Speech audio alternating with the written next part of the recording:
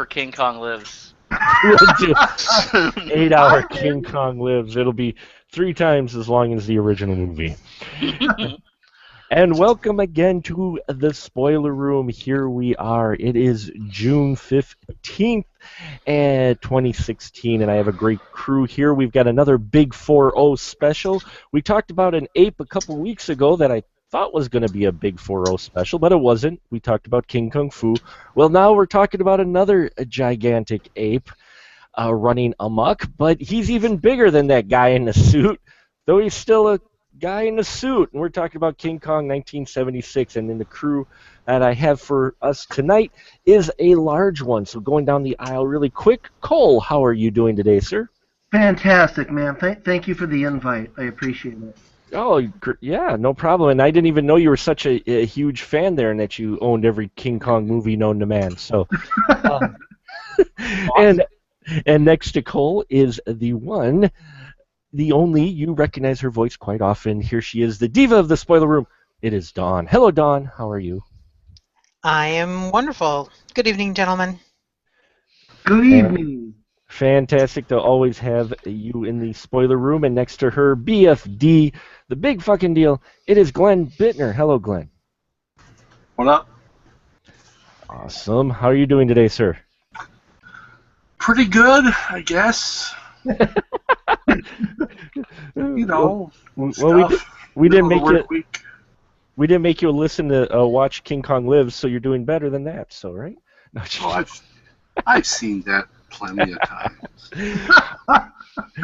And then next to Glenn, the man, the myth, the legend himself, the one, the only Scotty D. Hello, Scott. Hey! How you doing?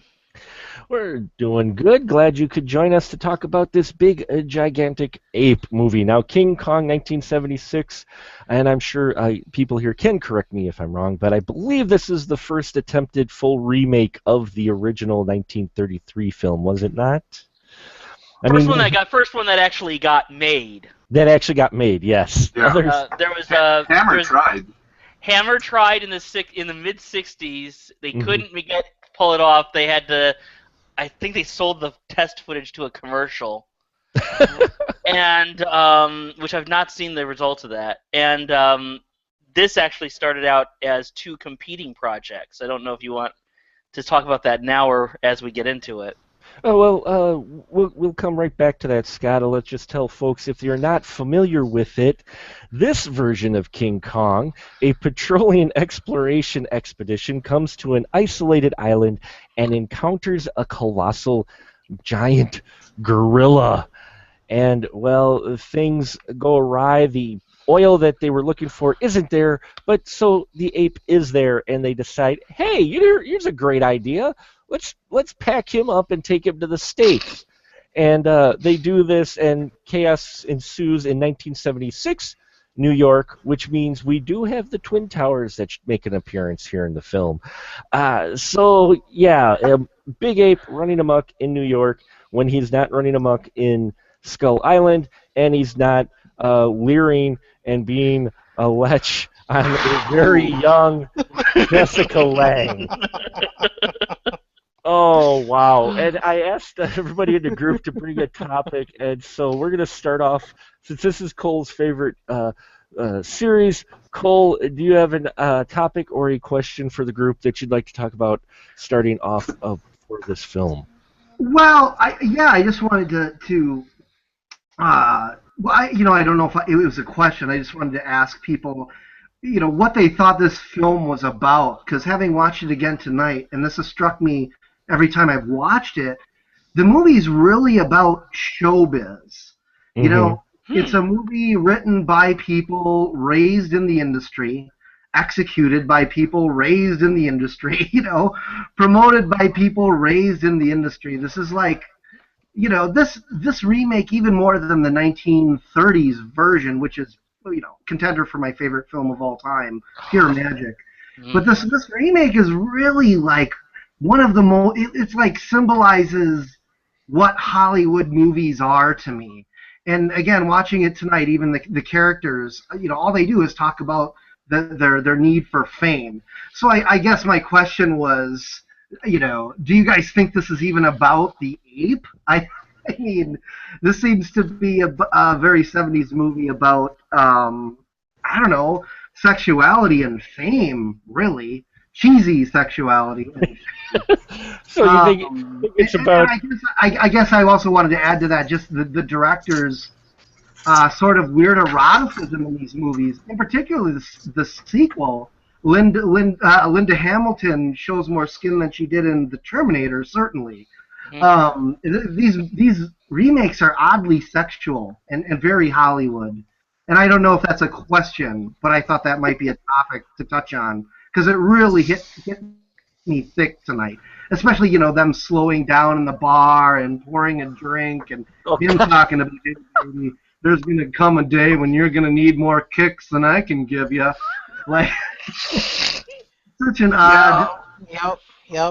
No, I totally agree with you. That's what struck me. Oh, the screenplay and the dialogue in here is just one of the things that made me chuckle quite a bit. But that's a good topic. So, yeah, is King Kong not so much in this one, not so much about the ape, but about fame and fortune and sexuality as well? Let's start with Dawn. Dawn, what would you say about that? How do you feel about the film in that context? I guess I agree. Especially thinking about a lot of the references they made that were made in the film, especially when they found Jessica Lange's character Dwan, and she's talking about, "Where's Harry? Harry was going to put me in films." And then she starts talking about the film they're watching when the yacht she was on explodes. Deep Throat. So Harry would be referring to, Harry, what's his name? I'm sorry, Reams. There you go. I knew you'd know that stuff. I had to step up. So here's this would-be actress apparently looking to break into the porn scene. That's quite a kick to the setting the tone of the film.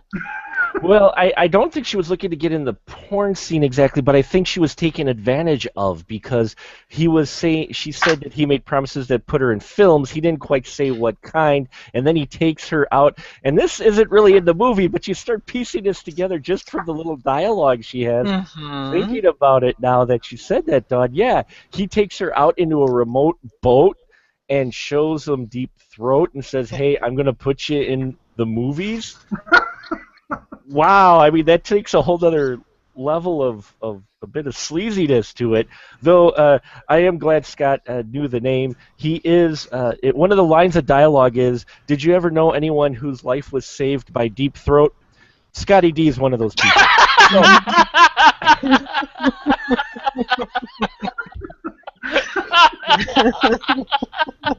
That's actually not a very good film.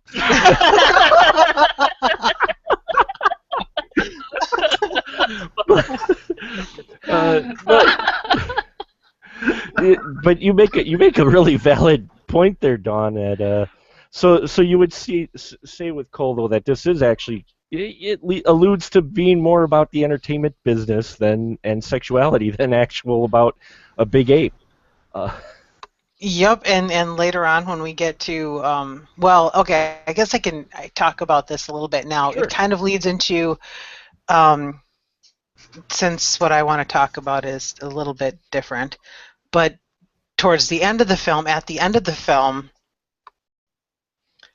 after everything is said and done, and she's crying out, calling for Jeff Bridges' character Jack, and he just kind of stops and leaves her there. And you can kind of see the gears turning. He completely abandons her to the fame and the reporters, and she's in the spotlight. She's the star now. Very much about being in the spotlight, being a star, and sacrificing everything in order to get there. Yeah, and she finally gets her wish of what when we first are introduced to her, is that she gets to be in the spotlight. So she finally gets her wish, but then we get that impression it might not be something she exactly wants. At least that's not how she wanted to go about it, by dealing with the big furry ape. And maybe she we're- doesn't even want to be there anymore. Right, exactly. And by big furry ape, I'm not talking about Harry Reams. So then we. So we'll go right down the line, Hey-o. Glenn. Hey-o. So, Glenn, would you say King Kong's more about sexuality and possibly Hollywood fame and stardom? Yeah, that's like all your opinion, man. I can't watch this movie now without thinking of the dude. So it's hard, but yeah, I definitely can see that. It definitely is all about fame and how it's really not, in a lot of ways, all it's cracked up to be. Of course, that's told, from people who have lots of fame and money. Yeah. Which is always the whole.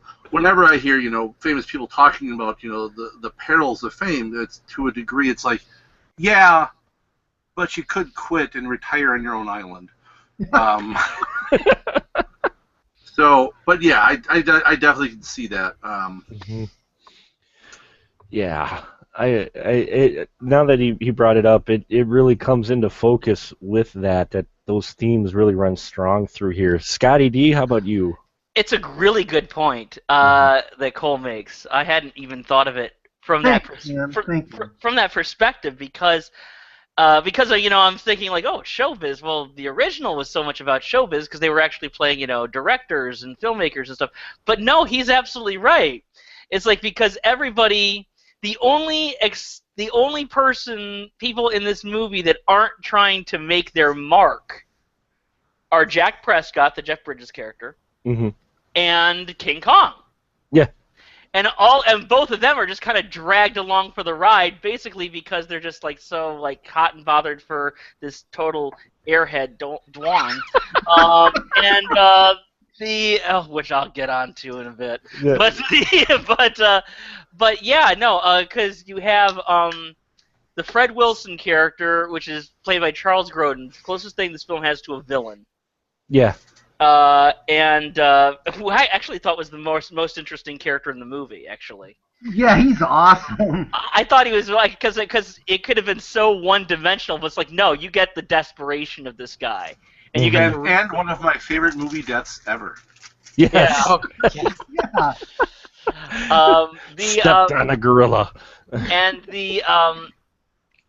you got him, you got Dwan, you got everybody there is basically trying to make their way in the world. And yeah, there's that irony in the end that, okay, now you've got all the reporters surrounding you and everything like that, and all she wants is she's crying for Jack, who's kind of like, yeah, I don't think I think this is as close as we're going to get from here on out. I never got that those two would get together after this movie was done. Spoiler room, guys. That's the name of the show. But I never got that there would be the happy reunion and they'd console each other. No, I got that. No, she's there with her crowds of people who are all taking pictures of her. Why they always take pictures of her instead of the giant fucking gorilla is beyond me. They're all interested in the blonde. They're not interested in the gorilla. Eighth wonder of the world. I know. How does she get her hair so perfect? No, the gorilla! Well, to be honest, they do take pictures. So you get those reporters who are real quick to jump on top of King Kong's chest when he dies and take pictures of him right away. Everybody gets there so quickly. Not only does Jessica Lange somehow get to the bottom of the World Trade Center in 2.3 seconds, but there's already 4 or 5 reporters standing on Kong's chest, and remember that this guy is several stories tall. Click, click, click, click, click, click, click. What? I didn't see any fire ladders. What the hell? And he's still breathing. It's not like it's going to be an easy ride. But anyway, I'm going back to Cole's thing. I'm sorry. No, it's okay. But you're right. But he's absolutely right. Everybody is making their mark in this movie, and it's about that desperation and everything. And the people that are dragged along for it are Jack Prescott, who kind of represents human purity, and King Kong, who is the mystery in this. And King Kong is probably the biggest, even though he's the one who racks up all the bodies. He's kind of the biggest victim in the film, I guess.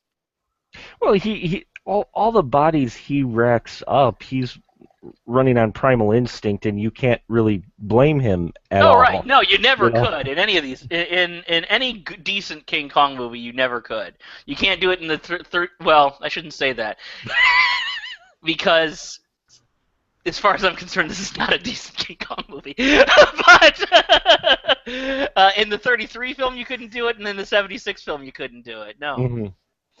Yeah, you do feel bad for Kong, really, with this film. And yeah, I gotta agree with Cole as well, that whole lifestyle and the actors in Spotlight, because even the Fred Wilson character, even though it's not entertainment at first that he wants to get into, he's talking about being the biggest oil discovery in history.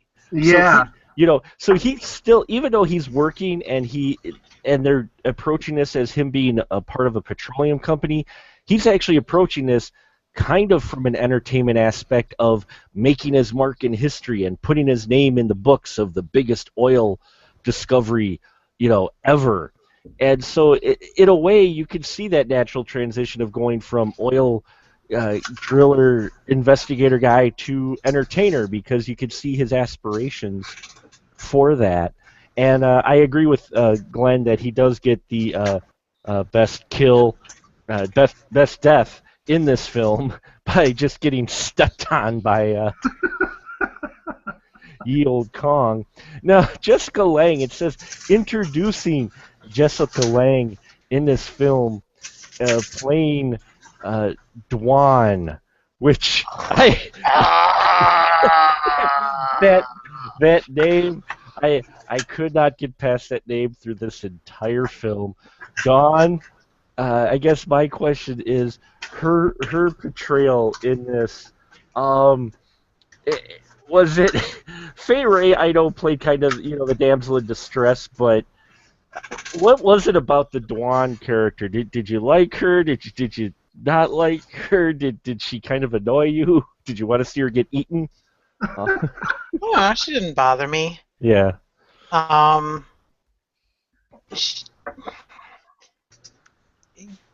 She didn't bother me. Definitely not a strong character. She is. When we were talking about the sexuality and what she was, even when I was younger and I didn't catch all those references, she was still a vapid wannabe actress who,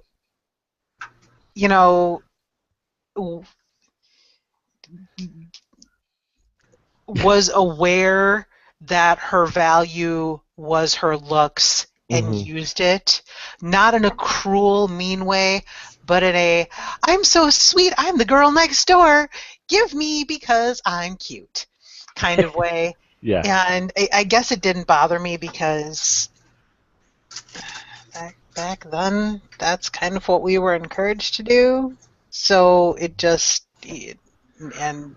But it is kind of a different character than we've seen in some of the other 76 films that we've covered in the Big 4-0 movies that we've talked about. I mean, like in Taxi Driver, you have the character, Jodie Foster's character, who, even though she's in a bad situation, she's young, she seemed to have a better head on her shoulders than Dwan did. And we've seen that, and I just thought it was interesting. Her character, the way she's portrayed, stood out for me because it seemed a bit different than what we had seen in these other films.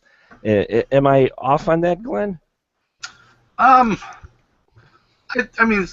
suppose compared to some of the other characters in the other ones we've covered, yeah. But I mean, it is no way unique to this movie, that type of female character in a film. Sure. Especially back in the 70s and stuff like that. You had, that's pretty much what, women were there primarily as eye candy.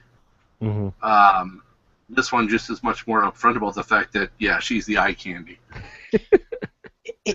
I think the introduction of the character Dwan kind of starts that fantasy. Mm-hmm. You find the beautiful woman who's cute and wonderful and innocent, but god-awfully sexual in the middle of nowhere, and all these men fall in love with her. But she seems to fall in love a little bit with Kong, even though she's scared of him. There's some weird.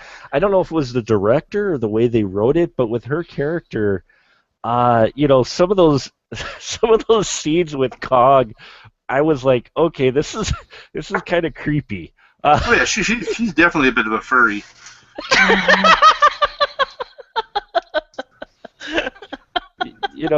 She's kind of scared, but on the other hand, she kind of likes the big Kong. But that also goes with her kind of airhead thing. She acts without thinking of the consequences, or without expecting consequences throughout the whole film. I'm flying to Hong Kong or wherever, and I'm getting on this boat with this person who's promised to put me in films. There's not going to be any consequences for this. I'm going to flirt with all the guys on this tanker ship. There's not going to be consequences for this. I'm just kind of going to hang out and insist on going to this island, not knowing what we're going to get into, because there can't possibly be consequences for this. It's that whole thing throughout the film. Mm-hmm. She goes and she climbs on the grate, and she falls in on Kong because, well, there weren't consequences before, so there must not be consequences now. Well, and then the drink line, which I still laugh to this day. Oh my God. Hey, we're being chased. We've got big, huge ape ravaging New York. You want a drink? Again, no consequences. Yeah. Go ahead, Scott. You've been sighing. No. You're going on about the drink. Go for it, man. It just that scene I remember. And what's funny is after rewatching it, that's the one of those moments when I watched it when I was younger, because I watched it on cable and that, because I was just about 1 year old when it first came out. So, but when I watched it, that's the one scene that always stuck with me. Like, wait, what? I'm a child who has no idea how adult relationships work, but this seems odd. even back then, my brain was going, you've got a big ape looking for you, and you decide to have a spritzer. What the hell? Okay. Go ahead, Scott. This is I gotta be honest, guys. I gather that there are people who enjoy the movie, and people here who don't enjoy the movie. So please don't take it personally when I tell you how much I absolutely hate this film. I hate it to the core of my being. I knew it. I hate it completely. And there are elements in it I actually like. There are. I've already mentioned the Fred Wilson character. I like some of the island stuff, like with the tribes people and stuff like that. The main thing that I've figured out, and this is your biggest problem, is the Dwan character. I can't even say the name without wanting to punch in my fucking monitor. Wow. It's just so awful. It's so awful. And if I can, I'll link this to what Dawn. Mm-hmm. Proper spelling was saying. I will link this up. Is that I think that this character is constantly seeking approval. The neediest character in the whole movie. So of course it's the woman character, because that's how the writer thought, apparently. And constantly seeking approval, seeks approval from the guy she gets on the boat with, from the random people on the tanker, from Fred Wilson, from Jack Prescott, from King Kong, constantly like, oh, love me, constantly seeking approval. There must be something dark in her past. I would say that if I thought they had put any thought into this character whatsoever, but I don't think they did. I think the writer is Lorenzo Semple Jr., mm-hmm. who has a very long history and has written some great movies. He really has. If you want a tout thriller, especially like in the mid 60s, early 70s, this was your guy. 3 Days of the Condor, Parallax View, Papillon, going back further, Pretty Poison, but when he was asked to handle fantasy material, the only way he could, it's telling that his most famous fantasy writing was the Batman TV show. And he is on record as saying this many times. He got a lot of hate mail from like a lot of fandom stuff because he said you can't take it seriously. He says it would be dumb to take this stuff seriously. He doesn't understand why people would ever take this stuff seriously. You can't. It has to be campy.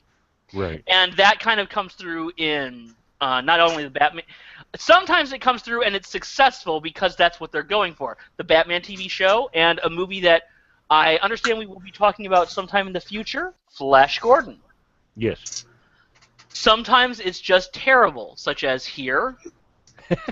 And later on, 1984, Sheena, the movie Sheena, terrible movie.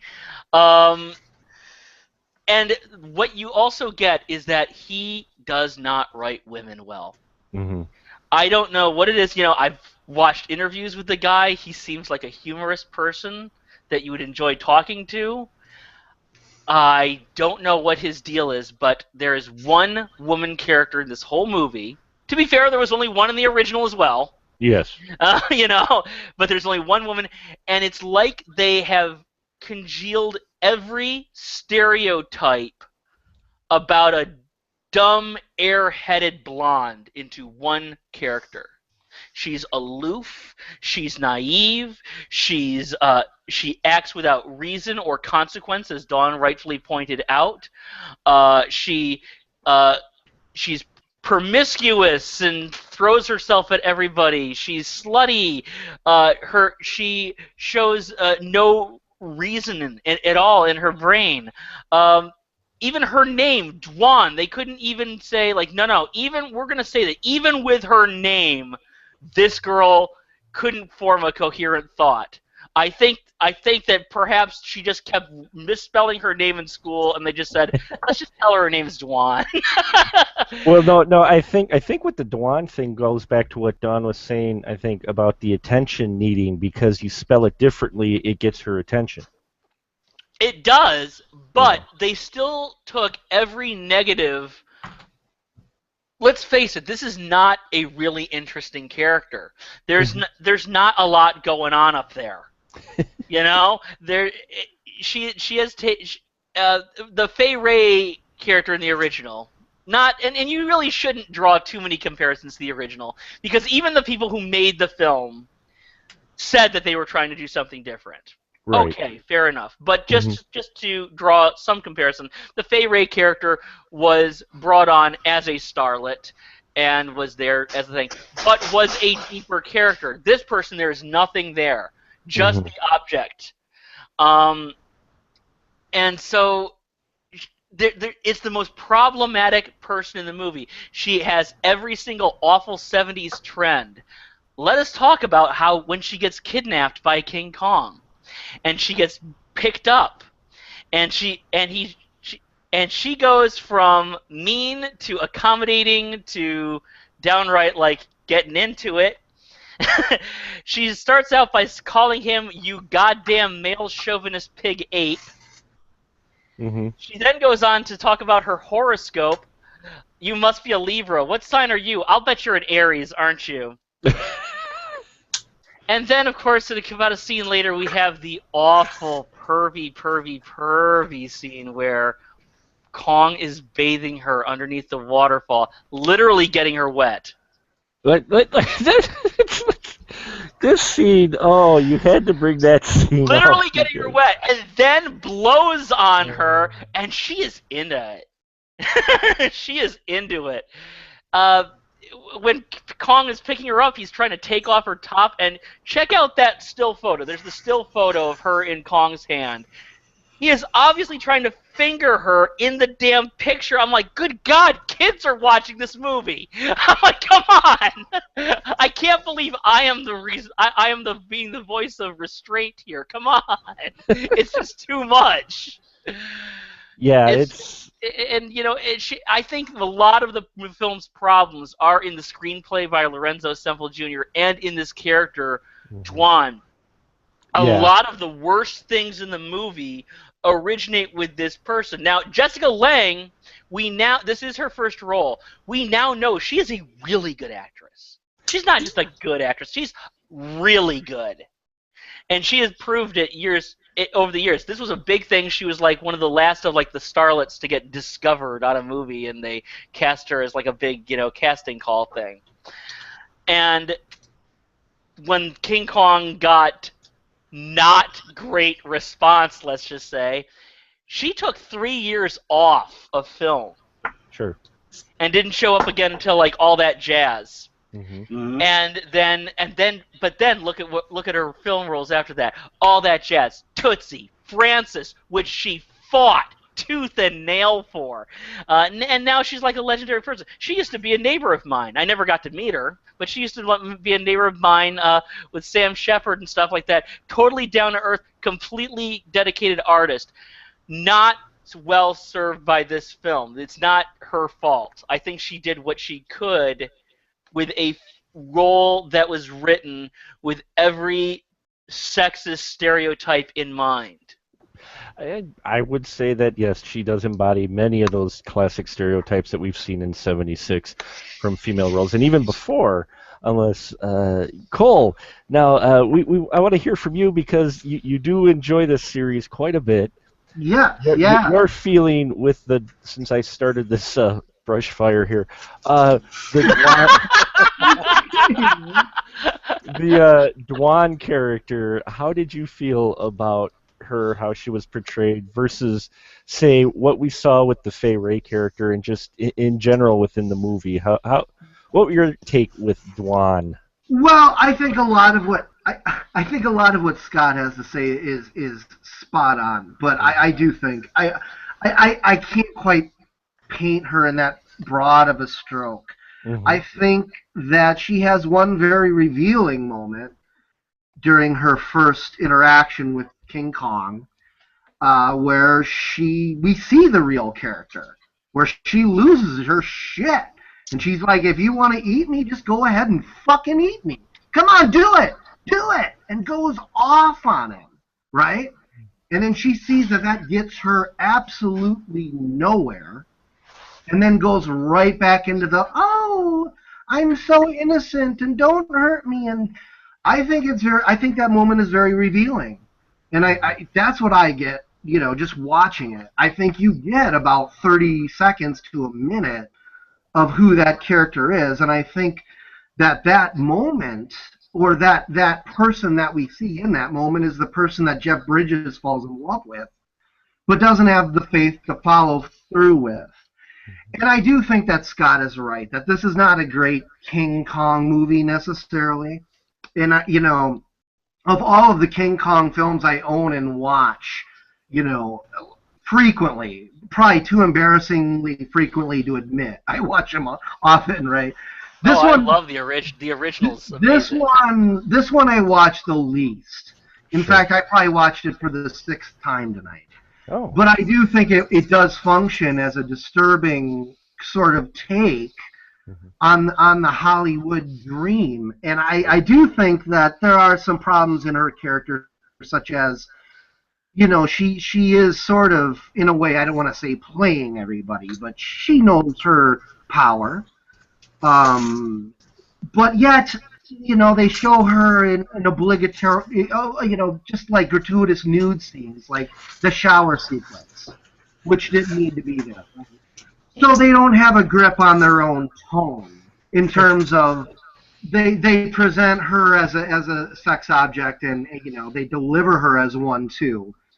So I do get that. But I just think that's the director and the nature of Hollywood at the time. I talked to and I'll wrap this up with this. I talked to a guy once, and this is true, who told me, a low budget filmmaker who got his big break. I think this was like his second film working with an actual producer. He told me the producer came right up to him on the set and said, "Hey, look, either this actress takes her shirt off in this scene, or I'm taking my money out of the movie." And Wow. when you're in that position, what do you do? And that's all I'm saying. I'm not like justifying it. I haven't had a pair of breasts in any of the 5 movies that I've done. So I'm not justifying it. I'm just saying, Sure. there you go. There you go. All right. Great discussion there with Dwan, which I have trouble even saying myself. Just there's something awkward about that. So we'll move to Glenn. Glenn, did you happen to have a topic or subject that we haven't talked about yet about this film you wanted to touch on? Yes, and this is actually something that I actually I watched this. I watched the original about 6 months ago, and then I went and I watched this one again. And I was watching with a friend, and my friend is, how Kong is such a tragic figure, and how he's really just a huge victim in all of this. And I said, only to a degree. And I explained to her, I said, so if you had a guy who demanded you give him women every now and again that he would then kill and eat, there's no way you could paint him in a movie as a tragic figure and as a victim, which is pretty much Kong is just a giant 40-foot-tall hairy dude who keeps eating the villagers' women. He's really, in a way, to me, I'm saying, so him getting his ass shot and blown off the Twin Towers is kind of karma for that's what you get for eating all these people, dick. And yes, he's an animal, but it's also just this thing that, you have these villagers who, for who knows how long, have lived in absolute terror of him. Mm-hmm. So, yes, he's an animal, but in a way, he kind of gets what's due to him. I think it just shows it's the.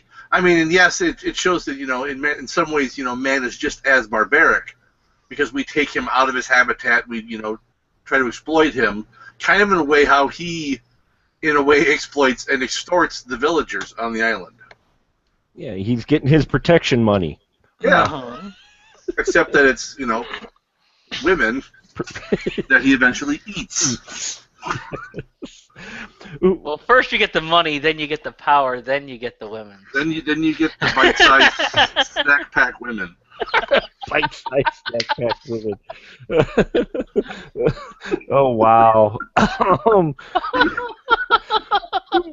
So yeah, you do make a good point. I think everybody kind of forgets that he's popping snack pack women on the island and has been for ages now. And everybody plays about how the tragic ending is. Would you say, Dawn, that agree with Glenn that he actually is kind of getting what's coming to him, and that he's not exactly the character that we like to think, or at least the way it's implied at the end? It was beauty that killed the beast, What? To a degree, yeah, I agree with Glenn. Yeah, there's not a really good argument against what Glenn is saying. You'd have to dig deeper into the story and find out if exactly how the whole human sacrifice thing came into action. But yeah, it's dude was snacking on the villagers' people, was gonna have to get put down, because that's the way it works. Mm-hmm. Can't just keep doing human sacrifice. It's it didn't work for the Aztecs. No. Certainly didn't save their people. That human sacrifice doesn't end well. No, it usually doesn't. Definitely doesn't serve the purpose. Goat sacrifice, on the other hand, I find very effective. So apparently, there's magic. There is. I mean, And Cole, how about you? You've watched many of these Kong films. What do you think about with Glenn's positive? Yeah, Kong, he is kind of, he does victim, but at the same time, he does kind of get what finally is coming to him. Well, that's the dichotomy, and that's the notion, and that's the wonderful thing about King Kong at its best, anyway. Certainly, the best films have that push and pull. It's so funny, Glenn. I think he posted this, or either I was talking to Glenn about it, like last year or something, and it was just so. It hit me so funny last year, but like hearing it again tonight, I'm more on the side of like. Well, I'll tell you, the side of when you watch a King Kong movie, like it's a movie about man versus nature to a point. It's about man conquering nature and the Empire State's building, which is this huge, amazing structure, a great monument to our domination over the natural world, right? Right. But when you watch a King Kong movie, I think the way to enjoy him is well, and I'll make this quick. Last week, my lady friend and I were driving to The Conjuring 2. My lady friend said, pull over, a turtle, right? So we pulled over. I got out, running down the middle of the road. This turtle they cross the road to lay eggs, right? It's part of their instinct. So it probably went somewhere to lay eggs and crawled back over the other way, right? Beautiful turtle. I mean, huge. Probably, I would say half the size of, it was huge, probably the size of my dog. I was just about to get to it, and this car coming ahead of us swerved and hit it, killed it, splattered it. So, and not to get too dramatic, but that's the point of view you have to watch these movies from, is like, okay, enough is enough. Kong rocks. That's how you're going to get the most majority of entertainment out of these movies, is watching it through Kong's eyes. And I can't say that for the 76 version because it has this weird, perverse Hollywood showbiz notion about it. Mm-hmm. And King Kong is almost, as Scott said, everything Scott said about, I don't want to say about Jessica Lange's character, but about King Kong, how he's more of a symbol of a big, hairy dude, is kind of true, even in like the mechanics of the actual character, like how they went about portraying him. But right.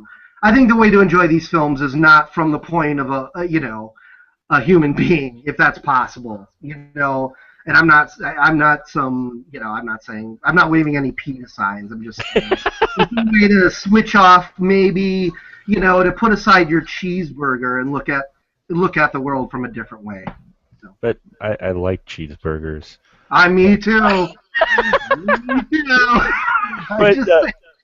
But yeah, Glenn, it's an excellent point in there that he does kind of get what's coming to him, because he's been like, hey, accidents happen. If you don't give me a girl, that wall, it could just fall over.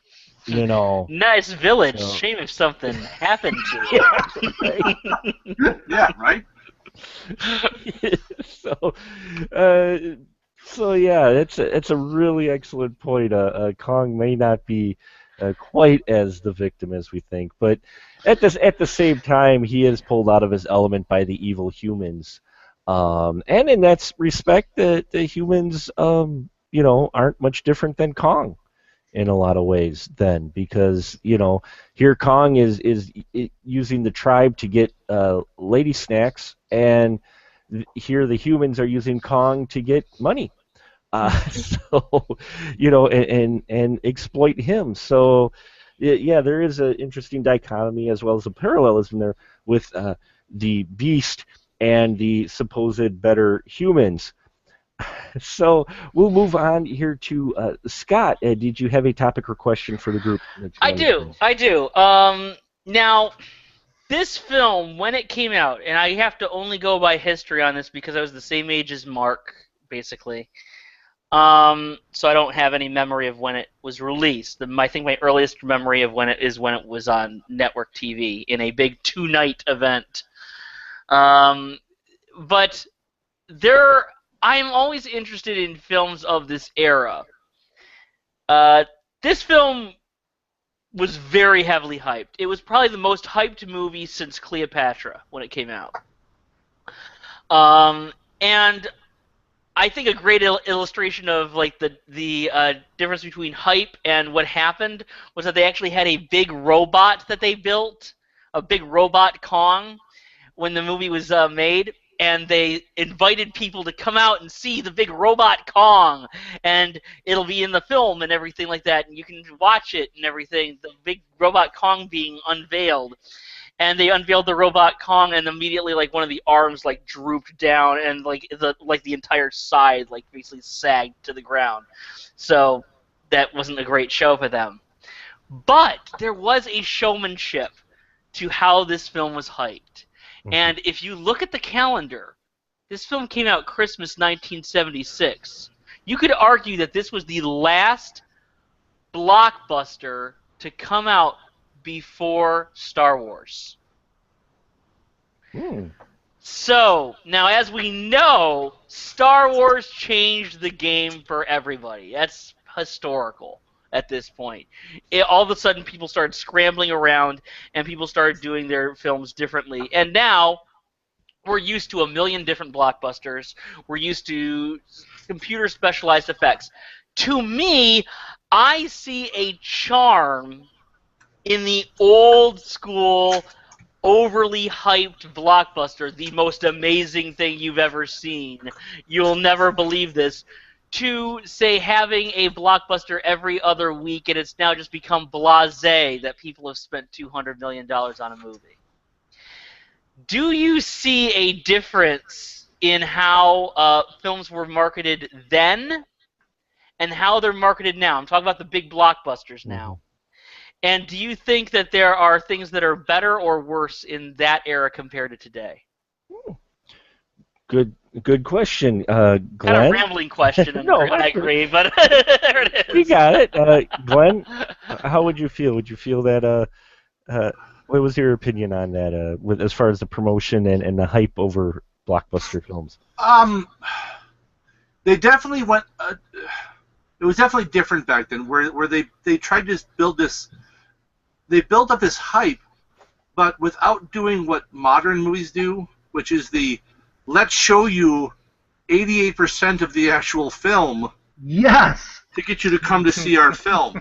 A lot of that stuff, they would, they loved wipes. So many old promotional things, they'd have, they'd show you just some scene. There would be something grand, and I think it was also just getting, like a cast where you have, like an example is like, when like with Ben-Hur and films like that, where you just have tons of people in costume. It was so much more grand back then, because one, obviously you don't have the special effects. You didn't have the special effects that we do now, like with all the, you can just, we need 25,000 people in armor. That's great. Get 6 guys, and then we'll just replicate them 500 times each, and there we go. There we have our orc army. So I think in a way it's different. And I look at a lot of trailers back, like promotional stuff from back then, and being knowing that when I grew up, I can still see some appeal to that. Now, I think because of where film has gone, it can never go back to that. Because people are too used to now the trailer is almost as important, if not more important, than the freaking movie. Because a bad trailer can kill your film, or a perceived bad trailer can kill your film. Fuckers, Ghostbuster.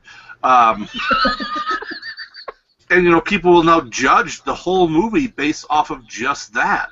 Yeah. Just I saw 38 seconds of the movie. I know it's going to be terrible. Well, okay, now I mean you can argue in some cases that might be true, like if they were saying, hey, we're going to remake Roots, and they show you, like, here's the lead character playing Kunta Kinte is Brad Pitt. You're like, well, what the fuck? So that, you could say, okay, there, obviously, but a lot of times it's just here's 80 seconds, and so many people are so instant to judge the film now just on that. And I think back in the day where you had so much less given to you, you weren't expecting as much. So just the fact that you took them more at their word, when they tell you this is the biggest thing you're going to see, the grandest thing ever filmed, this giant ape who's fucking amazing, and you're like, yeah, that's got to be true. They can't lie about that, can they? I mean, they wouldn't do that. And now nowadays we know that they do the selective editing from critics, where they'll be like, some critic will actually say this was an amazing pile of crap, and then they'll just have the tagline, "This is amazing." So, in my rambly way, that's yes. Okay. Yes. Yeah, Don, how about you? You watch many a classic film, and you have a husband who watches many a classic film. How do you feel about what Scott was asking with the promotion of, say, films like King Kong, how they did it back then versus basically now? I watch the films. I don't watch the trailers. Mm-hmm. I avoid the trailers because spoilers. As has been said, in this day and age, to watch the trailers to watch the whole film. There's nothing left. There's too much expectation. I guess back before, as Scott said, Star Wars kind of changed the face of the blockbuster. I guess, yeah, I did feel that the trailers and the teasers were more teasing. Mm-hmm. They used some of the material from the film, and Jaws is the perfect one. Oh my gosh. That is one I remember. That one and Blood Beach. Those are two. I remember the advertisements for those movies, and I wanted to see them so badly. So yeah, there's definitely a difference, and we've gone far too over the edge. Screw it, yeah. Yeah, and well, for me, I love Blood Beach, incidentally. Me too. If I remember reading up on this later on, and it's one of the reasons why it was a ride for the longest time at Universal Studios Florida. Their big hype, because this was before Star Wars, this was between Jaws and Star Wars, their big hype was the special effects. And let's not, even though we've kind of picked on the dialogue and everything, as far as the animatronics go on Kong's face, are really dang impressive for 1976. Most of that goes, there's a big controversy because this won like a special Oscar. Yeah. And Carlo Rambaldi wound up taking a big hunk of that Oscar. That's controversial. But very controversial, exactly, because there was a lot of people who worked on Kong, including Rick Baker, who probably deserved a lot more credit even than Kong. Yes. And so, yeah, a lot of that goes to him, because for all like the stuff where they talked about the robot Kong and the animatronics, most of the great stuff was a guy in a suit. Yeah, I mean, you still get the guy in a suit in here, and there's some great suit performance in here as well. The special effects outside of the really rather not so good green screen, when there is a green screen, when they're doing models and such, that stuff looked really great. Cole, what about you? You followed this quite a bit. Would you say that the promo for Kong, they kind of pushed the special effects for this film a bit for when they're hyping it, and also what Scott was saying about how films like this were hyped back then versus today? Yeah, absolutely. In terms of what Scott's initial question, I think Glenn and Don, they both said it so well. I mean, Glenn and Don said everything that I would say. I can't elaborate on that. In terms of the actual promotion, you know what, Mark? I've only seen one trailer that's on my DVD, I believe. Mm-hmm. All I know is what I've read. I mean, I've read extensively about it, but the information is limited. Obviously, they promoted the heck out of this thing, but like Scott said, a lot of the bigger effects that they ended up paying for, they never used. So much to the point where I believe they used some of the old props in King Kong Lives to make up for the budget. I could be wrong about that, but I believe that's true. So actually, I don't have any expertise on the marketing behind this movie. I know the effects were huge, but whatever strengths the film has aren't in Kong. This is like the only King Kong movie in my collection where when I watch it for Jeff Bridges and Jessica Lange and their bizarre scene in the bar and all this cheesy sexuality. Like that's the reason I watch it. You know, I kicked myself in the ass because I sounded like such an idiot and a jerk on our Frankenhooker podcast, and then here I am defending something like this, right? No, it's okay.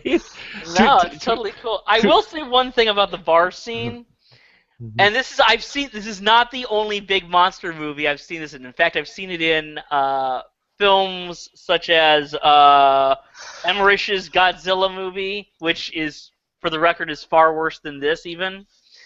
And in other big monster movies, if you have a giant monster, they should be able to do a lot of things. Sneaking up on people should not be one of them.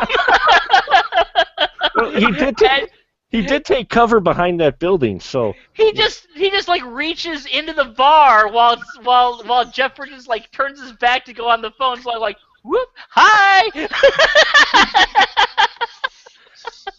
He's a stealth ape. You're kidding me?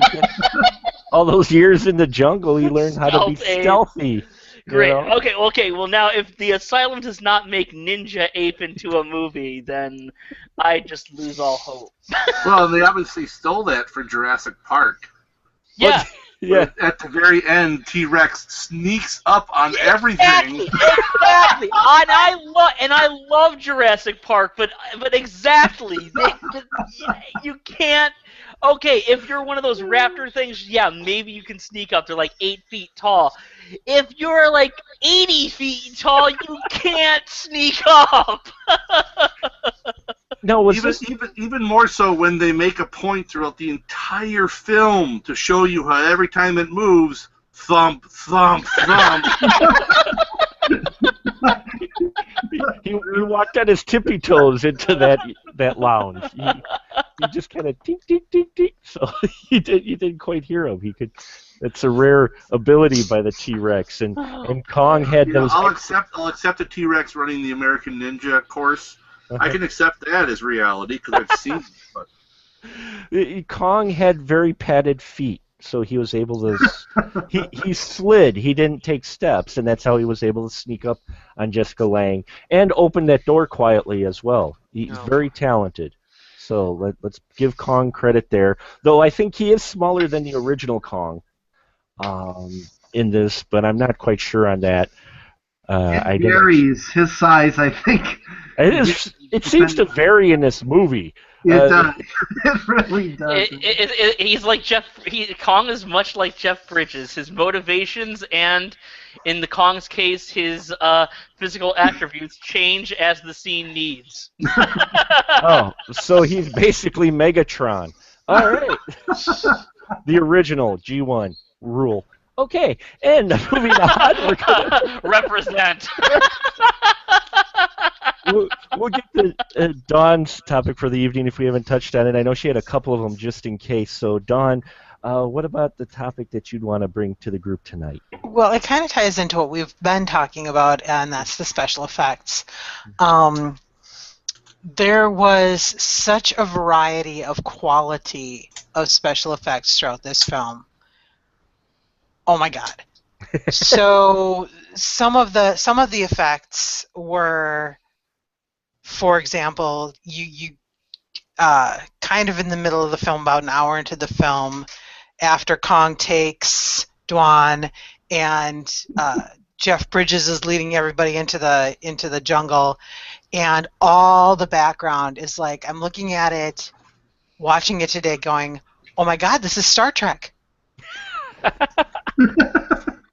But a lot of that background scenery was very, I mean, it was from the right period, so I get that, but a lot of that was the smooth rocks in the background looked very much like the Star Trek alien planet, which I was really kind of surprised at, because I, for whatever reason, remembered it being better. And then you get the great ape hands that I thought were done really well. Mm-hmm. You've got the decent, you got the well done man in a costume in the ape suit, which I thought was really well done. You've got the but then you get the I'm jumping ahead of myself here. Okay. You have they did show, they were cutting to that giant robot ape, and I had to pause the TV and look at it and go, holy crap, that is awful. Because they had like 2 or 3 just snips to the shots of that giant robot ape, and it was so awful. Mm-hmm. Yeah. But the parts that I liked best, because in my core I am a gore whore. Holy bloody ending. Yeah. For a PG movie, that was a lot of blood at the end when he is getting shot. Yeah, it was an impressive amount of blood. That surprised me. I didn't remember it being that bloody. I'm like, holy crap. They're just shooting the hell out of him. Yeah, they went really bloody with this and the sequel, but this was kind of more of a surprise because I don't think people were expecting it. Mm-hmm. Yeah, that part, and then when Kong rips the snake head in half, which was not as gory, but it was still impressive. It was, yeah. But the amount of blood at the end, and they just kept going and going, and there was blood everywhere, and just covering him, and he was dripping in it, and that was impressive for a PG movie. Well, yeah, PG was like a gray area. There was more of a guideline than a rule. Yeah. Oh man, don't even get me started on the ratings because. Yeah. Well, yeah, but I loved the way they used to be. Mm-hmm. But so special effects. So you had good parts and bad parts. It was uneven. You're saying, and exactly, very uneven. Yeah, how'd you feel about the special effects in here as well, Scott? Did you have a good special effect that you really liked in it? And then, well, I have to put my brain in the sense that it was 1976. Right. You know. Mm-hmm. Now, of course, I was not expecting like CG animation or anything like that, because it didn't exist. But there are a few like close-up shots where Kong is good. For the most part, I actually don't think the special effects are that great. Mm-hmm. I love the grandeur of the film. Like, I love it when they open it up on the island. Basically all 3 of the main King Kong versions, my favorite scene involves those gates. Yeah. When they bring the girl up to the gates, and when Kong breaks through the gates. Those are my favorite scenes in all those movies. I love it. It's fantastic. But there's other things that just don't do well. Like in this version, for instance, there are no real dinosaur fights. Like King Kong the original and in the Peter Jackson version, lots and lots and lots of dinosaurs. King Kong is not the only guy on there. This one, all we get is a snake. And that is a terrible... I looked at that scene and I'm like, I don't care when it was made. That just doesn't look good. So there's a lot of expense that was made, and it just doesn't look very good as far as the actual effects are concerned. I think the facial expressions, which again go right out to Rick Baker, and I think the grandeur of when they would show open up the frame and show everything that's going on. That's when the film looks really impressive. When they're showing look at our animatronic ape. No, it's interesting to note that of the 3. There's been lots of King Kong movies, but there are 3 main King Kong movies that are actual versions of the same story. Right. And of the 3 versions, this is the only one that uses a guy in a suit. Yeah. That's true. and it doesn't look good. It doesn't look good compared to the one that was made, 30 years later, and it doesn't look good compared to the one that was made 40 years before. So, Right. yeah. Scott, what? Sorry, Glenn. How about you, sir? Was there a good special effect that you really liked in this film, and one that really stood out as bad?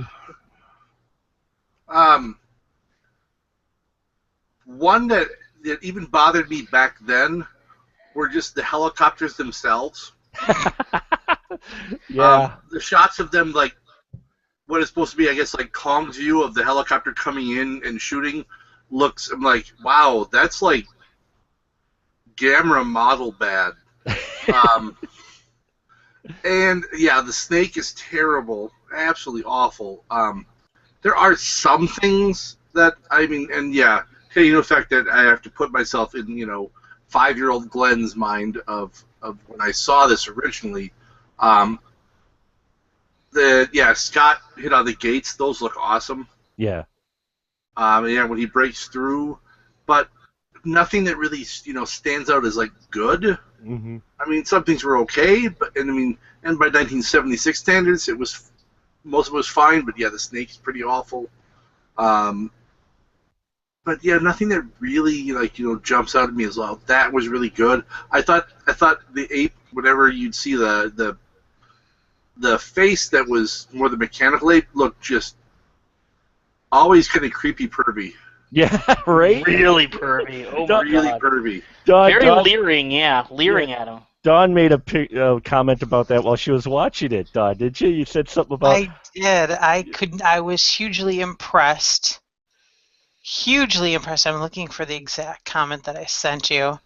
I did not realize that a mechanical ape or an ape mask could look so lecherous. Yeah, right? Yeah, absolutely.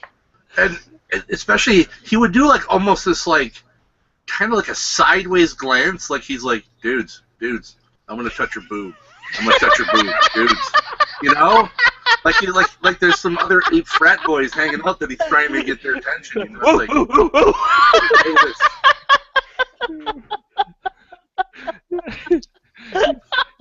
He's telling the snake, dude. Oh my God. Her boyfriend's on the phone. I'm gonna reach in and grab her. She will never see this coming. Watch. Oh, I'm gonna grab her. Wow. So, yeah. Great. Now I'm just picturing this edit of this movie, only you have the inner monologue of King Kong as a frat boy. Well, once again, let's not forget. One of my movies that I have in my collection, I've mentioned this on the show before, is Kinky Kong. Yes. Kinky Kong is a less perverse movie than this movie. So we'll ask Cole here during the final topic here about the special effects. Cole, did you have a good effect and one that, or a few that stood out for you bad that might not have already been mentioned? Are these on par with the stop motion animation of King Kung Fu? Kung Fu. Don't get me sidetracked. I'm trying to keep it short. No, I'm kidding. No, Dawn really summed it up with her topic headline, which was the effects vary. I think there are really, really amazing effects in this film. But then there are some that don't work so well, and it really sort of highlights the whole effects controversy that surrounds this movie. Not that it will ever be solved. All we need to know is, as Scott said, it's not as good as the original, certainly, and it definitely isn't as good as the remake. With Peter Jackson's remake with the CGI. But I also wanted to mention Don's point about the gore as well, and any of our listeners who like that element of it. King Kong Lives actually has some really great gory shit in it. I just want to mention that quickly for no, it's okay. That sort of thing. King Kong Lives is like one of the best kids movies ever, and by kids I mean from 8 to 14. I mean, it's filled with gory moments and people getting stomped on and people getting ripped apart and uh, Linda Blair naked, and this director was really. It's like these are the only exploitation movies that are like King. I just can't believe they were made. How were they allowed to be made? But I do enjoy them, and I think Don's right about the special. But also, Scott mentions the lack of dinosaurs. And I should end the show or end my contribution to the show by saying that, which is dinosaurs are essential to King Kong. Like the original King Kong in 1933 had the best dinosaur fights ever. I don't think there's any other movie that shows you a plesiosaur. I mean, there's so many great things in that 1933 version. And Peter Jackson's 3.5 hour version, if you want to sit through it, also has many more dinosaurs. But this, as Glenn mentioned, has this atrocious snake, which is one of the worst things ever, that snake fight. You can make it through the snake fight, you can make it through the end. That should be at the poster, right? Well, this film was a little over 2 hours long, and we don't see Kong for the first hour till the first hour in of the film. So, according to IMDb, 53 minutes into a 2 hour and 14-minute movie, which I actually don't have a problem with that. I like the long lead up into these things.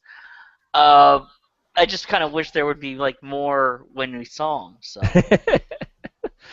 So we're going to wrap things up here for the evening. There are other things that we could discuss with this film, but I hope we've at least piqued your curiosity with this film. If you're a Kong fan, you'll probably want to watch it if you haven't already for Completionists, or if you're a Jeff Bridges fan, or want to see Jessica Lange's first performance as Dwan.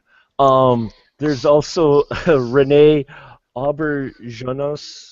I always mispronounce that. Yeah, he's one of the great character actors, and I always screw up the pronunciation of his name. Yeah, I think it's something like Aubergenois.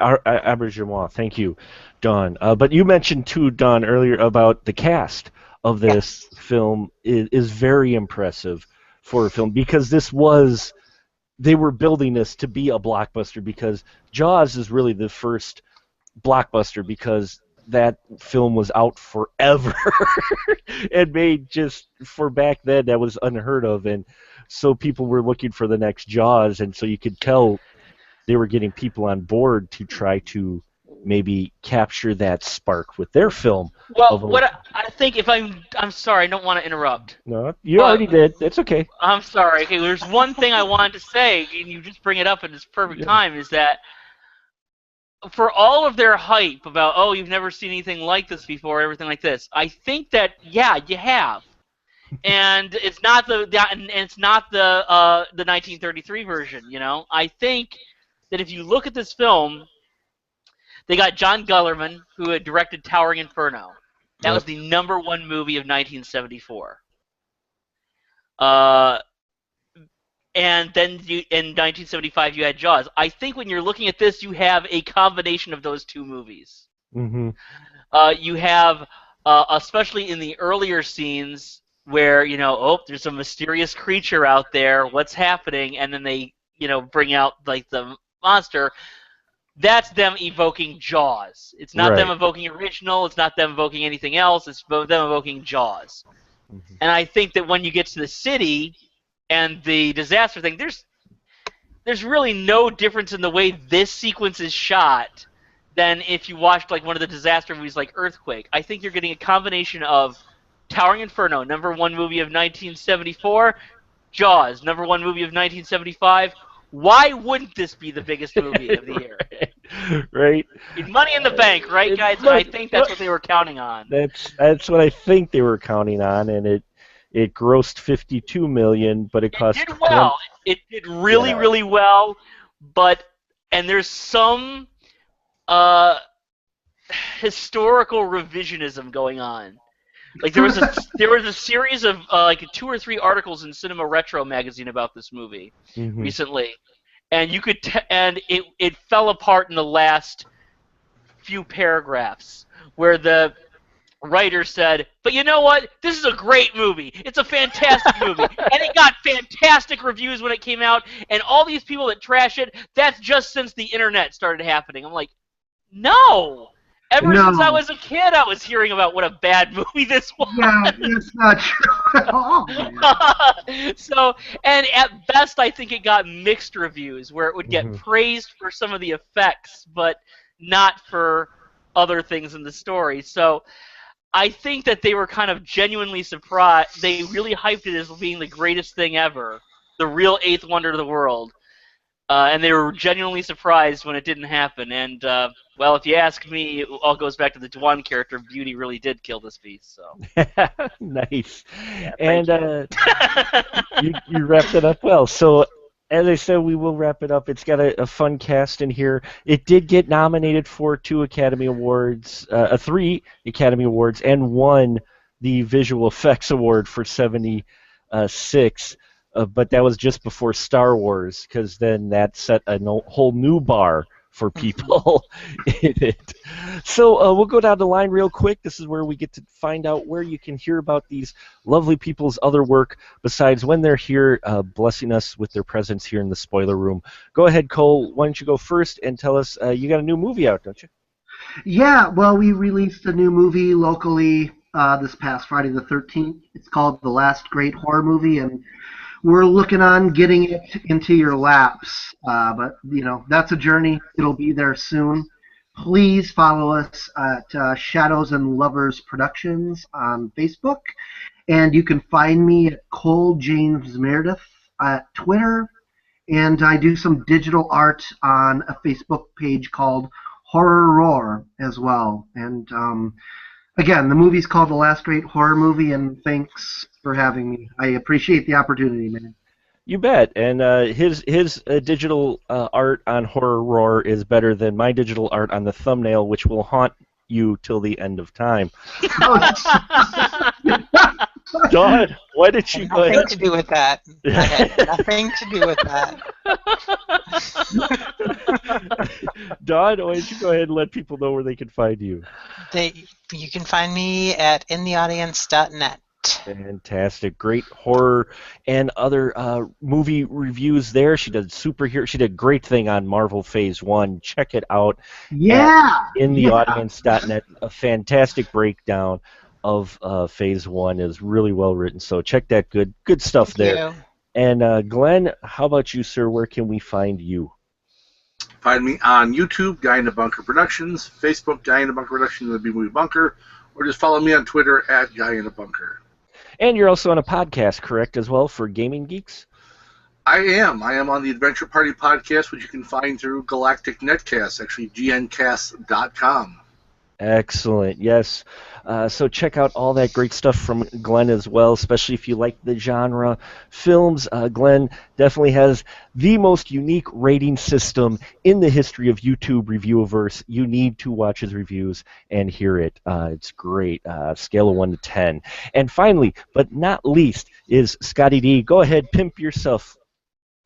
I have been incredibly negligent at updating my website recently, but I hope to get back and get my crap in order soon. And until then, you can always catch up on what I've written at movieocrity.com. Stuff that I've written, podcast I'm on, all that stuff's on there. Also, edit that, damn it. Okay. Also, you can catch my web series, Movieocrity, at vimeo.com/channels/Movieocrity. Fantastic. Thank you so much. A great discussion tonight. Had a lot of fun. Hope you folks enjoyed listening to this as well. We're always growing. It's for your support. We appreciate every single one of our listeners, every single one of you on the RSS feed. Please remember to rate and comment on our stuff on iTunes. If you're at all curious about what I do, you can go to specialmarkproductions.com, one-stop shop for all your Mark the Movie Man needs. And also check out Astro Radio Z, where recently many of these fine folks have been on at least there occasionally. And I recently did an episode with the host Derek Carey where we talked about Purge Anarchy. So some great stuff there on Astro Radio Z podcast, and the Galactic Netcast podcast are great as well. All kinds of great stuff. You can find links on specialmarkproductions.com. Hope you've enjoyed this. Pound your chest and your fists, folks. We are putting this to bed.